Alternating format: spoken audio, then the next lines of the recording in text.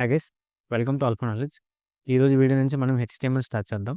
So ఈరోజు వీడియోలో మనం ఇన్ డీటెయిల్గా హెచ్టిఎంఎల్ గురించి తెలుసుకుందాం.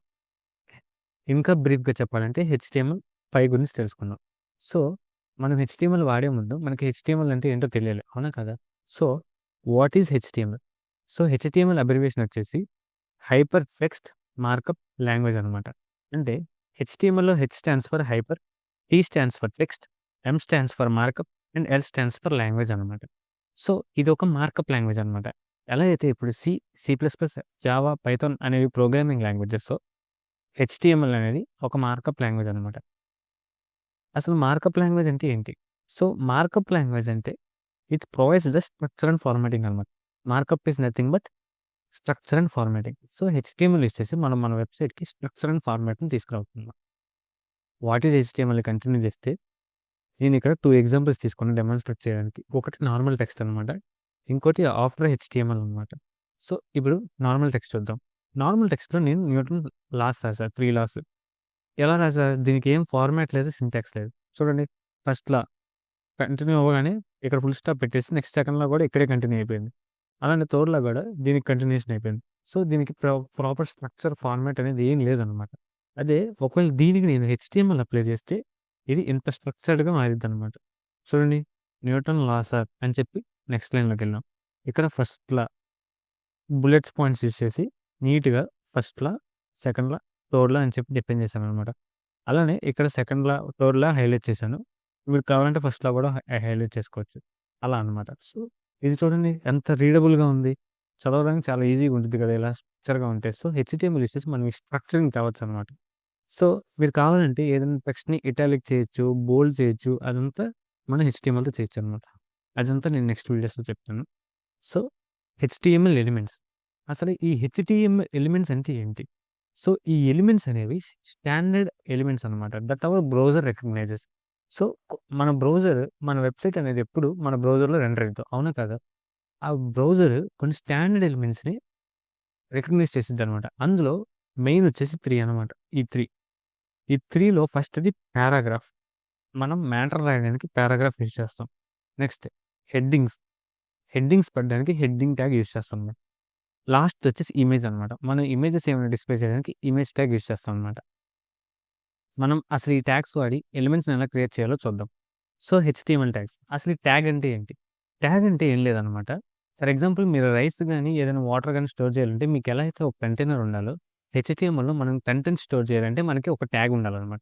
So a container for some content or other tags. మనం ట్యాగ్స్ లోపల ఇంకో ట్యాగ్స్ అయినా రాయొచ్చు, లేదంటే ఇంకో కంటెంట్ అయినా స్టోర్ చేయొచ్చు. ఫర్ ఎగ్జాంపుల్ మీరు చూసుకుంటే ఇక్కడ నేను పారాగ్రాఫ్ ట్యాగ్ని డిఫైన్ చేశాను. పారాగ్రాఫ్ ట్యాగ్ని డిఫైన్ చేయడానికి నేను ఇలా ఒక 2 బ్రేసెస్ ఓపెన్ చేసి క్లోజ్ చేశాను. దీన్ని యాంగులర్ బ్రేసెస్ అంటారు అనమాట. Less than greater than symbol ఉన్నాయి కదా, వాటిని యాంగులర్ బ్రేసెస్ అంటారు అనమాట. ఈ P స్టాండ్స్ ఫర్ పారాగ్రాఫ్ అనమాట. సో దీన్ని మనం ఓపెనింగ్ ట్యాగ్ అంటాం, దీన్ని క్లోజింగ్ ట్యాగ్ అంటాం అనమాట. సో ఇలా పెట్టి ఇలా రాస్తే దీన్ని ఓపెనింగ్ ట్యాగ్ అంటాం. అలా కాకుండా /P అని పెడితే దీన్ని క్లోజింగ్ ట్యాగ్ అంటాం అనమాట. ఇది ఓపెనింగ్ ట్యాగ్, ఇది క్లోజింగ్ ట్యాగ్. ఓకే, నెక్స్ట్ మనం ఈ పారాగ్రాఫ్ ట్యాగ్ లోపల మనం మన మ్యాటర్ని డిస్ప్లే చేయాలి. మనం ఏమైతే రాయాలనుకుంటున్నామో ఆ మ్యాటర్ని రాయాలి. సో దిస్ ఈజ్ పారాగ్రాఫ్ అని చెప్పి నేను రాశాను. సో అది నాకు ఇక్కడ కంటెంట్ అయ్యిద్ది అనమాట. కంటెంట్ అంటే నేను ఏదైతే డిస్ప్లే చేయాలనుకుంటున్నానో దాన్ని కంటెంట్ అంటాం అనమాట. ఈ మొత్తాన్ని కలిపితే ఎలిమెంట్ అంటాం. ఓన్లీ మనం రాసిన మ్యాటర్ని ఒక్కదాన్ని అయితే కంటెంట్ అంటాం. వీటిని ట్యాగ్స్ అంటాం. ఇప్పుడు మనం ఒక బేసిక్ వెబ్ పేజ్ని ఎలా క్రియేట్ చేయాలో చూద్దాం యూజింగ్ హెచ్టిఎంఎల్. మనం క్రియేట్ చేయడానికి ఫస్ట్ మనం VS కోడ్ ఓపెన్ చేద్దాం. VS కోడ్ ఓపెన్ చేశాక ఇక్కడ మనకి లెఫ్ట్ టాప్లో ఫైల్ అని కనిపిస్తుంది, దీని మీద క్లిక్ చేద్దాం. క్లిక్ చేశాక ఇక్కడ మనకి న్యూ టెక్స్ట్ ఫైల్ అనే ఆప్షన్ కనిపిస్తుంది, దాన్ని సెలెక్ట్ చేయండి. సెలెక్ట్ చేశాక మనకి ఇక్కడ untitled1 అని ఒక టెక్స్ట్ ఫైల్ క్రియేట్ అయ్యింది. దీన్ని మనం Ctrl+S క్లిక్ చేసి సేవ్ చేయాలి. నేను Ctrl+S క్లిక్ చేయగానే నాకు పాత్ సెలెక్ట్ చేసుకోమని అనుకుంది. సో నేను దీన్ని డౌన్లోడ్స్లో సేవ్ చేస్తున్నాను. దీని పేరు index.html అని చెప్పేస్తున్నాను. ఈ .html అంటే ఏంటో నేను చెప్తాను. సో నేను ఎప్పుడైతే క్లిక్ చేసి సేవ్ చేశానో ఇక్కడ మనకి untitled1 పోయి index.html అని చెప్పి వచ్చిందన్నమాట. దీని మీద హోవర్ చేస్తే మనకి పాత్ కూడా కనిపిస్తుంది, C/users 9188 అలా. ఇప్పుడు నేను ఈ .html అని చెప్పి సేవ్ చేశాను కదా! ఈ .html అనేది it is nothing but extension అనమాట. .html అనేది ఎక్స్‌టెన్షన్ అనమాట. ఇప్పుడు మీరు సి ప్రోగ్రామ్ రాయాలనుకోండి .c అని ఫైల్ సేవ్ చేయాలి. అలానే C++ అయితే .cpp అని సేవ్ చేయాలి. జావా అయితే .java అని సేవ్ చేయాలి. సో, ఇక్కడ నేను HTML వాడుతున్నాను కాబట్టి .html అని చెప్పి సేవ్ చేశాను. నెక్స్ట్ మనం దీన్ని ఒక పారాగ్రాఫ్ ట్యాగ్ తీసుకొని డెమాన్‌స్ట్రేట్ చేద్దాం. సో, నేను ఇక్కడ పారాగ్రాఫ్ ట్యాగ్ క్రియేట్ చేస్తున్నాను. క్రియేట్ చేశాక ఇక్కడ దిస్ ఈజ్ ఏ పారా అని చెప్పి నేను కంటెంట్ ఇస్తున్నాను. దిస్ ఈజ్ ఏ పారాగ్రాఫ్ అని చెప్పించి నేను దీన్ని కంట్రోల్-S యూజ్ చేసి సేవ్ చేస్తున్నాను. సేవ్ చేశాక నేను దీన్ని డౌన్లోడ్స్‌లోకి వెళ్ళి ఇక్కడ సేవ్ చేశాను కదా డౌన్లోడ్స్‌లో, దీని మీద ఎప్పుడైతే నేను డబుల్ క్లిక్ చేస్తానో మనకి ఇక్కడ దిస్ ఈజ్ ఏ పారాగ్రాఫ్ అని చెప్పి కనిపిస్తుంది. ఈ విధంగా మనం మన ఫస్ట్ స్టాటిక్ వెబ్ పేజ్ని క్రియేట్ చేసామన్నమాట. ఇది వెబ్సైట్ కాదు. వెబ్సైట్ అంటే బ్యాక్ అండ్ ఫ్రంట్ అండ్ అంతా కలిపి వచ్చింది. మనం జస్ట్ శాంపుల్ పేజ్ క్రియేట్ చేసాం అనమాట. మనం పారాగ్రాఫ్ ఎలిమెంట్ని ఎలా డిఫైన్ చేయాలో చూసాం కదా. ఇప్పుడు హెడ్డింగ్ ఎలిమెంట్స్ గురించి చూద్దాం. నేను ఎన్నట్లు చెప్పా, browser only recognises 3 main elements which are paragraph, heading and then images. ఇందాక నేను పారాగ్రాఫ్ గురించి చెప్పాను. ఇప్పుడు హెడ్డింగ్స్ గురించి చెప్తాను. నెక్స్ట్ మనం ఇమేజెస్ గురించి తెలుసుకుందాం. సో, ఈ 3 మాత్రమే మన బ్రౌజర్ రికగ్నైజ్ చేసింది. హెడ్డింగ్ ఎలిమెంట్స్‌లో 6 లెవెల్స్ ఉంటాయన్నమాట. Ranging from H1 to H6. So, HTML represents 6 levels of section headings. So, H1 అంటే మనకి చాలా పెద్దగా కనిపించింది. ఫర్ ఎగ్జాంపుల్ హాయ్ అని H1లో పెడితే మనకు చాలా పెద్దగా కనిపిస్తుంది.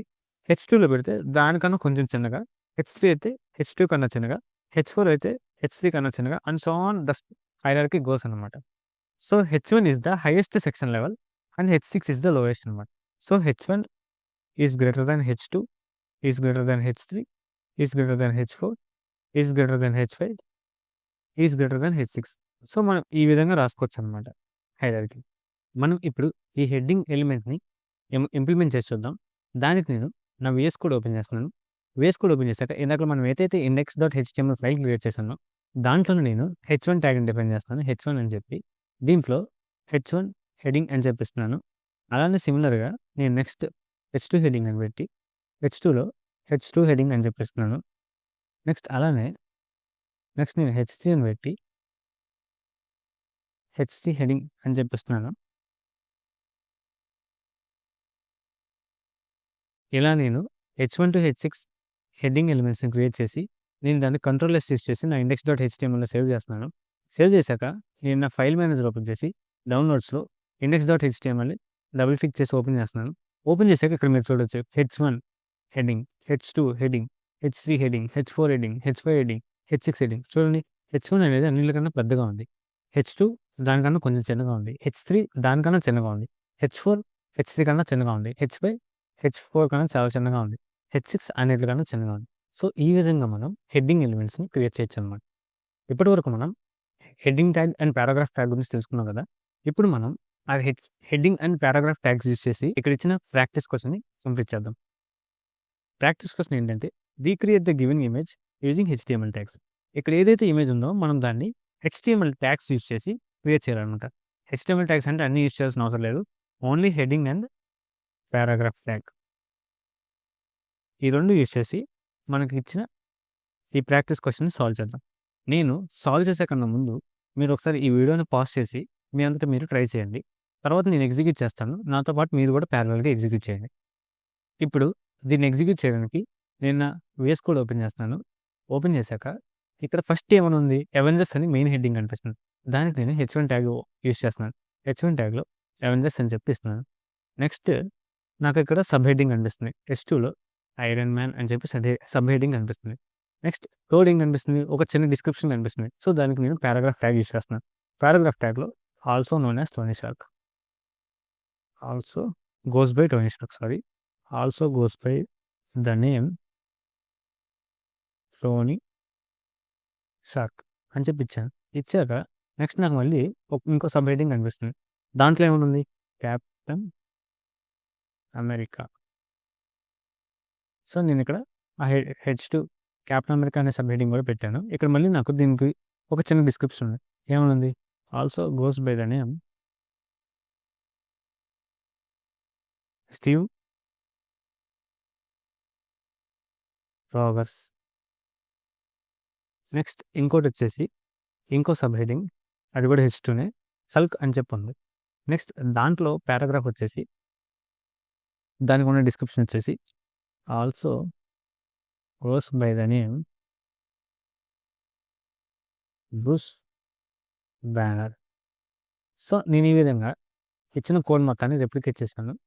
ఇక్కడ మనం ప్రతిసారి దాన్ని సేవ్ చేసి ఫైల్ మేనేజర్ ఓపెన్ చేసి డబుల్ క్లిక్ చేసి ఓపెన్ చేయాల్సిన అవసరం లేదు. ఇక్కడ మనం VS కోడ్లో జస్ట్ కంట్రోల్ క్లిక్ చేసి మన వెబ్సైట్ ఇందాక ఎక్కడైతే ఓపెన్ చేస్తానో దాన్ని ఆ బ్రౌజర్ ఓపెన్ చేసి ఇక్కడ నేను సేవ్ చేసిన తర్వాత ఒకసారి జస్ట్ రిఫ్రెష్ కొడుతున్నాను. రిఫ్రెష్ కొట్టాక మీరు ఇక్కడ కింద చూడొచ్చు అవుట్పుట్ వచ్చింది.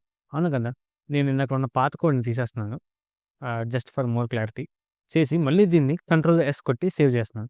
సేవ్ చేశాక మళ్ళీ ఇక్కడ నేను నా బ్రౌజర్లో దీన్ని రిఫ్రెష్ చేస్తున్నాను. రిఫ్రెష్ చేశాక మీరు చూడొచ్చు మనం దాని సేమ్ అవుట్పుట్ని రెప్లికేట్ చేసాం. అవును కదా, ఈ విధంగా మనం heading and paragraph tags use చేసి మనకి ఇచ్చిన ప్రాక్టీస్ క్వశ్చన్ కంప్లీట్ చేసాం. ఈ ప్రాక్టీస్ క్వశ్చన్లో ఇంకో చిన్న ఎక్స్ట్రా కీ పాయింట్ ఉంది. అదేంటంటే ఇక్కడ మీరు Tony Shark, Steve Rogers, Bruce Banner అని చెప్పి డార్క్గా కనిపిస్తున్నాయి. కానీ మనం క్రియేట్ చేసిన వెబ్సైట్లో ఈ Tony Shark, Steve Rog, Bruce Banner అన్నిటిలాగే నార్మల్ టెక్స్ట్లో ఉన్నాయి. అవును కదా, ఆ ట్యాగ్స్ అలా నార్మల్గా ఉండడానికి కారణం HTMLలో ఒక స్పెషల్ ట్యాగ్ ఉంది. దాన్ని బోల్డ్ ట్యాగ్ అంటాం. దాన్ని బీతో రిప్రజెంట్ చేస్తాం. ఈ బోల్డ్ ట్యాగ్ లోపల మనం ఏదైతే కంటెంట్ పెడతామో ఆ కంటెంట్ మొత్తం బోల్డ్గా కనిపించింది. మనం ఇందాక రాసిన కోడ్లో ఎక్కడ బోల్డ్ ట్యాగ్ యూజ్ చేయలేదు కాబట్టి మనకి Tony Stark, Steve Rogers, Bruce Banner కూడా సేమ్ ఫాంట్ లాగా కనిపించింది. ఇప్పుడు నేను ఈ బ్రూస్ బ్యానర్ని బోల్డ్ చేయడానికి బోల్డ్ ట్యాగ్ యూజ్ చేసి ఆ బోల్డ్ ట్యాగ్ లోపల బ్రూస్ బ్యానర్ అని చెప్పి పెడతాను. పెట్టి దీన్ని సేవ్ చేసి మళ్ళీ బ్రౌజర్ రిఫ్రెష్ చేయగానే మనకి ఆ బ్రూస్ బ్యానర్ అనేది బోల్డ్గా కనిపించింది. దీనికి లైవ్ డెమోన్స్ట్రేట్ చేయడానికి నేను ఇక్కడ టోనీ షార్క్ ముందు ఒక బీ ట్యాగ్ యాడ్ చేశాను. ఇప్పుడు ఈ టోనీ షార్క్ని నేను Ctrl+X చేసి కట్ చేసి నెక్స్ట్ ఈ టోనీ షార్క్ని ఈ బీ ట్యాగ్ లోపల పేస్ట్ చేస్తున్నాను. అలానే నేను స్టీవ్ రాగర్స్కి కూడా ఒక బోల్డ్ ట్యాగ్ క్రియేట్ చేసి ఈ స్టీవ్ రాగర్స్ని ఈ బోల్డ్ ట్యాగ్లో పడేస్తున్నాను. నెక్స్ట్ అలానే ఈ బ్రూస్ బ్యానర్కి కూడా నేను ఒక బీ ట్యాగ్ క్రియేట్ చేసి ఈ బ్రూస్ బ్యానర్ని